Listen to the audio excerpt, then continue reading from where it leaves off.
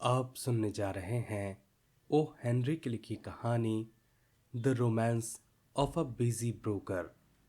Picture, जो Harvey Maxwell के office में काम करता था, आमतौर पर अपने चेहरे पर कोई भी भाव नहीं दिखाता था। लेकिन आज सुबह उसने अपने चेहरे पर दिलचस्पी और हैरानी के भाव दिखाए जब मैक्सवेल ने दफ्तर में प्रवेश किया। समय 9:30 बजे थे और मैक्सवेल अपनी यंग सेक्रेटरी के साथ वहां पर आया था। गुड मॉर्निंग पिचर, मैक्सवेल ने कहा। वह अपनी मेज पर ऐसे दौड़ा जैसे उस पर छलांग लगाने वाला हो और फिर अपने सामने रखे ढेर सारे लेटर्स और डॉक्यूमेंट्स को देखने लगा। वह युवा महिला 1 साल से मैक्सवेल की सेक्रेटरी थी। वह बहुत ही सुंदर थी और आमतौर पर देखी जाने वाली अन्य सेक्रेटरी से बिल्कुल अलग। उसके बाल हमेशा साधारण और सरल दिखते थे। उसने कोई हार चेन या गहने नहीं पहने थे। उसकी पोशाक ग्रे रंग की थी और बहुत ही साधारण थी, लेकिन यह उसे बहुत ही अच्छी तरह फिट होती थी।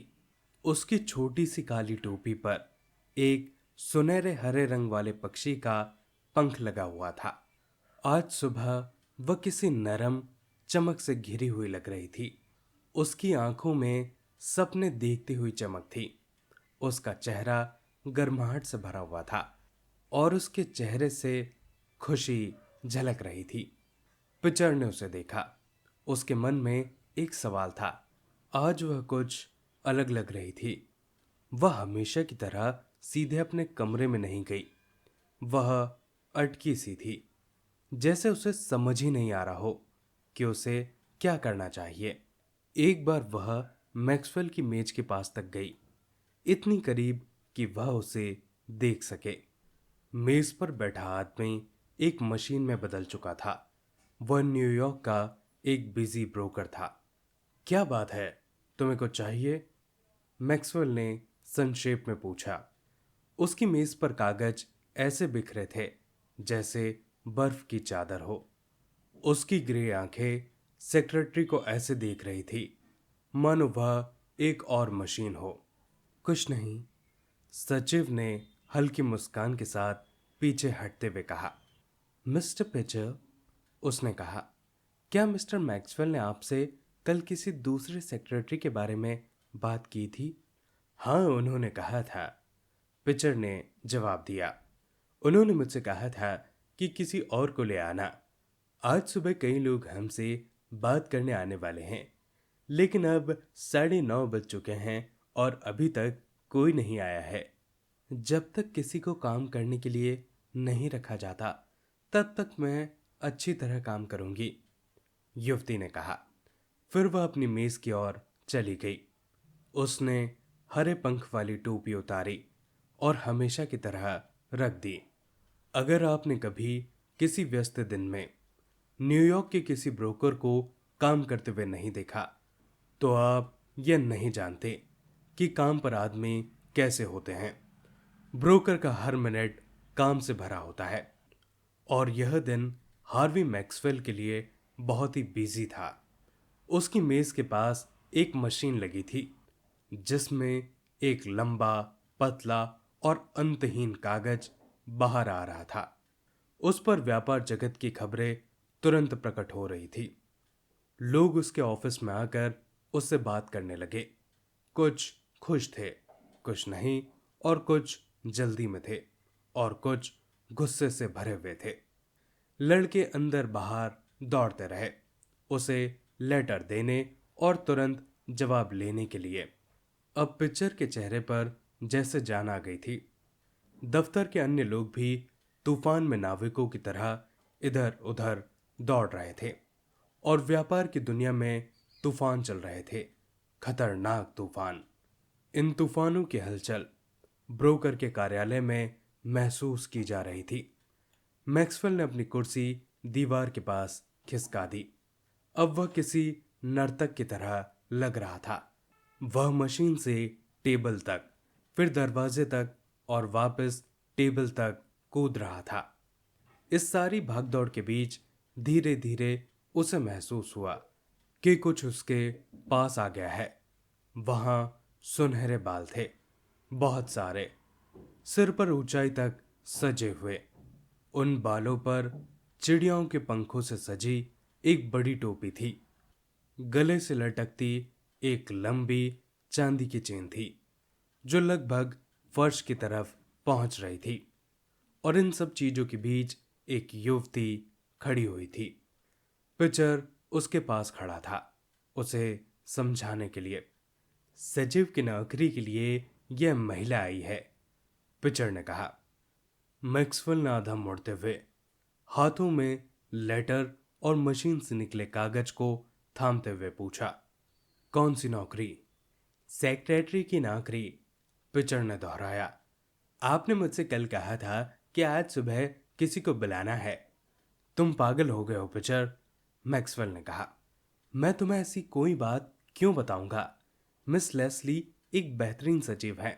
वह यहां तब तक काम कर सकती हैं जब तक वह चाहेंगी। फिर उस युवती ने कहा, यहां कोई नौकरी नहीं है। और पिचर को आदेश देते हुए मैक्सवेल ने कहा, उन्हें कहो कि अब किसी को मत भेजे और यहां मुझसे मिलने के लिए और कोई मत आओ। चांदी की चेन गुस्से में कुर्सियों और टेबलों से टकराती हुई ऑफिस से बाहर चली गई। पिचर ने दफ्तर में एक अन्य व्यक्ति से कहा, मैक्सवेल दिन ब दिन ज्यादा भुलक्कड़ होता जा रहा है। काम की रफ्तार और तेज होती गई। मैक्सवेल किसी बेहतरीन मजबूत मशीन की तरह काम कर रहा था। वह इतनी तेजी से काम कर रहा था कि उसे सोचने की भी जरूरत नहीं पड़ रही थी। वह कभी गलती नहीं करता था। वह हमेशा तुरंत फैसला लेने और काम करने के लिए तैयार रहता था। उसका काम किसी घड़ी की तरह एकदम सटीक था।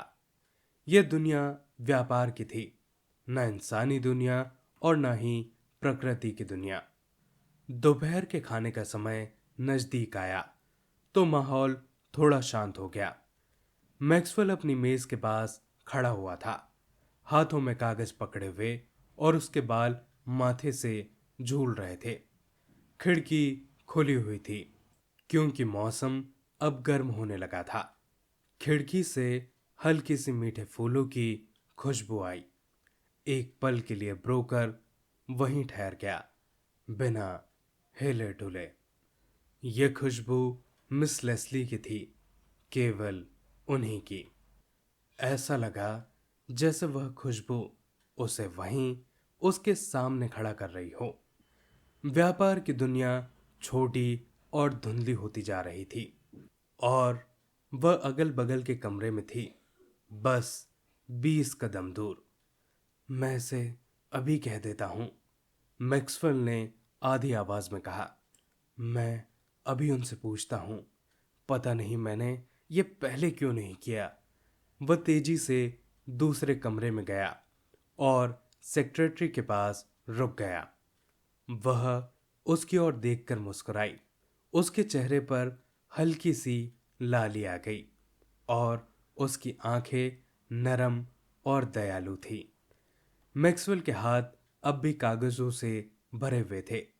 मिस लेस्ली, उसने जल्दी से कहा, मेरे पास बस एक पल है। मैं उस पल में कुछ कहना चाहता हूं। क्या तुम मेरी पत्नी बनोगी? मैं तुम्हें आम तरीके से प्यार करने का समय नहीं निकाल पाया, लेकिन मैं तुमसे सच में बहुत प्यार करता हूं। जल्दी जवाब दो, प्लीज। मुझे वापस काम पर जाना है। तुम ये क्या कह रहे हो? युवती ने चौंकते हुए पूछा। वह खड़ी हो गई और उसकी आंखें हैरानी से गोल हो गई। तुम समझ नहीं रही, मैक्सवेल ने कहा। मैं तुमसे शादी करना चाहता हूं। मैं तुमसे प्यार करता हूं मिस लेस्ली। मैं तुम्हें बताना चाहता था, इसलिए मैंने यह पल चुना जब मैं ज्यादा बिजी नहीं था। लेकिन अब वह मुझे बुला रहे हैं। 1 मिनट के लिए उन्हें रोक दो पिचर। क्या तुम हाँ कहोगी मिस लेस्ली? सेक्रेटरी का व्यवहार बड़ा अजीब था। पहले वह हैरानी में खोई हुई लगी, फिर उसकी आंखों से आंसू बहने लगे।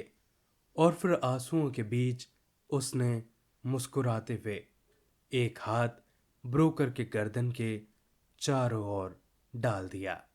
अब मुझे समझ आ गया है, उसने नरमी से कहा। यह तुम्हारा काम है जिसने बाकी सब कुछ तुम्हारे दिमाग से निकाल दिया। पहले मुझे डर लगा था, लेकिन क्या तुम्हें याद नहीं हार्वी, कल रात 8 बजे कॉर्नर के लिटिल चर्च में हम शादी कर चुके हैं। दोस्तों, ये थी पूरी कहानी। यह कहानी हमें बताती है कि कैसे हम अपनी व्यस्तता के कारण अपनी जिंदगी जीना भूल जाते हैं। जैसे हार्वी मैक्सवेल को यह याद ही नहीं था कि वह मिस लेस्ली से पिछली रात ही शादी कर चुका है। आशा करता हूँ कि आपको ये कहानी अच्छी लगी होगी। अगर आपको ये कहानी अच्छी लगी हो तो प्लीज़ इसे लाइक कीजिए और चैनल को सब्सक्राइब कीजिए। अपने आसपास सफाई बनाए रखें और एक पेड़ ज़रूर लगाएं। आप सभी का बहुत बहुत धन्यवाद।